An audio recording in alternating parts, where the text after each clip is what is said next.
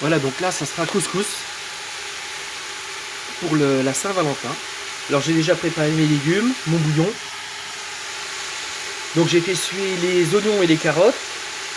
Après, il y aura les navets, les aubergines, les poivrons, les courgettes. Alors j'ai appris à faire ce couscous là quand j'étais apprenti cuisinier avec un chef cabine. Donc des couscous, il y en a 50 différents, hein, donc chacun fait comme il veut.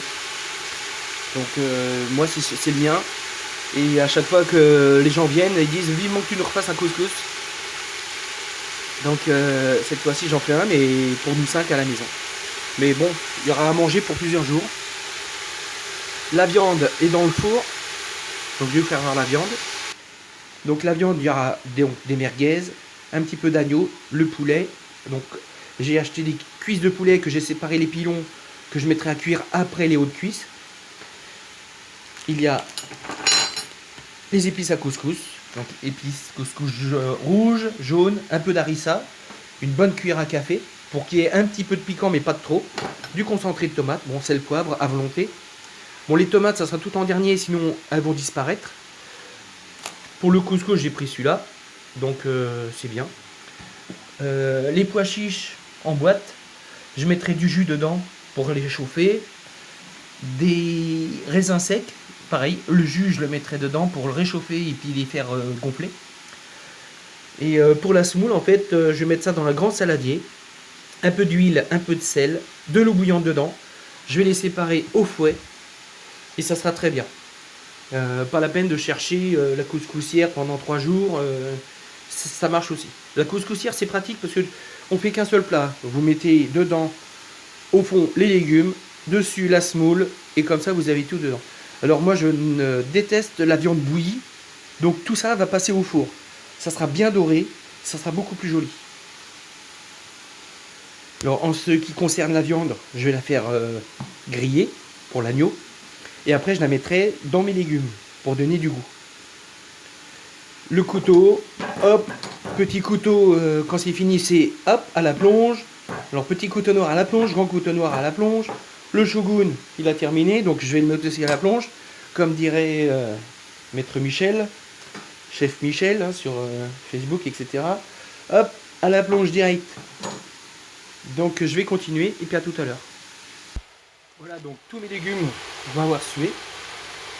Il me reste encore un petit peu les tomates, enfin un petit peu à attendre pour incruster mes tomates dedans, incorporer. Et après je mettrai le concentré de tomate où j'ai déjà posé l'harissa et la poudre aromatique pour les épices. Couscous jaune et couscous rouge, ça fera une belle couleur. Et après je vais noyer ça. Donc je vous reprends tout à l'heure. Voilà donc j'ai mis ma poudre, ma sauce tomate et ma harissa. Je vais noyer ça à fleur avec le bouillon.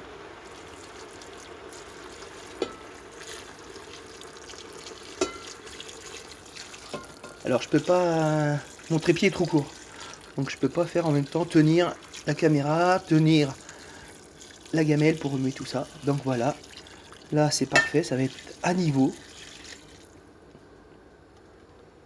et ça sent déjà très bon. Donc là c'est pareil, hein. Il n'y a pas de chronomètre, il n'y a pas de, c'est quand c'est cuit. Voilà, il faut surveiller, remuer, goûter. Et le sel et le poivre complètement à la fin. Car il ne faut pas oublier que les épices vont être assez fortes. Donc il ne faut pas que ce soit salé. Sinon alors là ça gâche tout. Et là, on a pour 15-20 minutes à cuire déjà. Donc là c'est parfait. Peut-être à remettre un petit peu un complément d'eau pour le bouillon. A tout à l'heure. Alors mon agneau est bientôt grillé.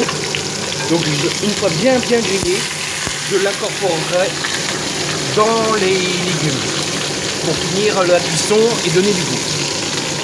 Bon là avec la ventilation c'est pas pratique. Alors ce qui concerne les pois chiches et les raisins, les pois chiches je ne les mets jamais au fond des légumes. Enfin dans les légumes parce qu'on les retrouve jamais, ils restent au fond de la casserole. Et certaines personnes n'aiment pas. Donc c'est mieux de les mettre dans un petit bol sur la table avec du jus. Et comme ça, chacun s'en sert à volonté. Les raisins secs, c'est pareil. Certains aiment dans la semoule, certains n'aiment pas. Donc c'est pareil. Une fois imbibés, je les mets dans un bol avec du jus et chacun prend à volonté. C'est quand même plus agréable. Alors pour la semoule, c'est simple. Un petit peu d'huile de tournesol. Hop, ça évite que ça s'accroche. On mélange un petit peu déjà. 2 cuillères à soupe de sel rase.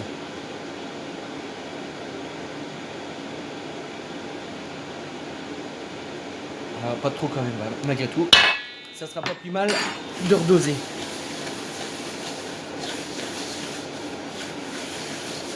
Alors là, j'ai mes légumes, mon poulet, mon haut de cuisse et mes pilons qui cuisent. Donc là, on remplit d'eau bouillante à ras.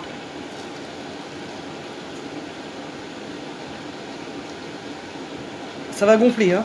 Donc là, j'ai mis 1 kg de semoule pour 5 personnes. Ça fait plusieurs jours à manger, au moins 2 jours. Voilà, comme ça, on laisse gonfler. On remet un petit peu s'il y a besoin. Ça gonfle déjà. Hop. Et là maintenant, on laisse gonfler. Et je reviens après. Voilà, ma semoule est imbibée. Regardez, vous voyez, c'est pas la peine de se casser la tête.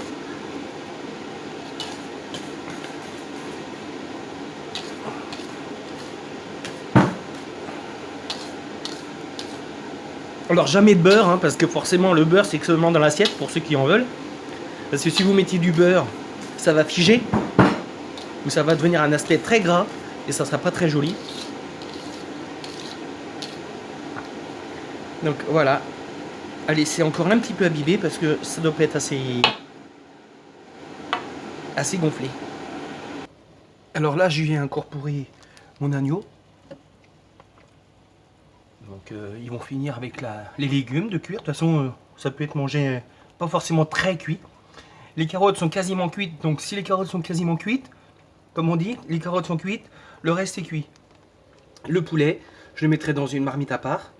Et au moment de servir, je les réchaufferai au four avec les merguez. Et le poulet, les merguez, voilà, ça ira les merguez, le haut de cuisse, donc les pilons. Et j'ai gardé quand même un petit peu 5 morceaux grillés. Donc 5 morceaux dans les légumes, 5 morceaux grillés, ce qui sera plus joli. Alors n'oubliez pas que c'est pour 5 personnes, donc il y a de quoi faire plusieurs jours.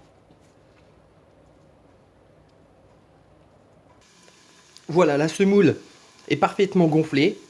Pas trop salée, c'est parfait, justement. Il valait mieux j'arrête de mettre du sel. Le problème avec la semoule, c'est qu'on en fout partout, quoi. Donc c'est pas grave, hein. De toute façon je vais nettoyer. La plonge, c'est pareil. Donc là j'ai mes merguez qui sont en train de cuire.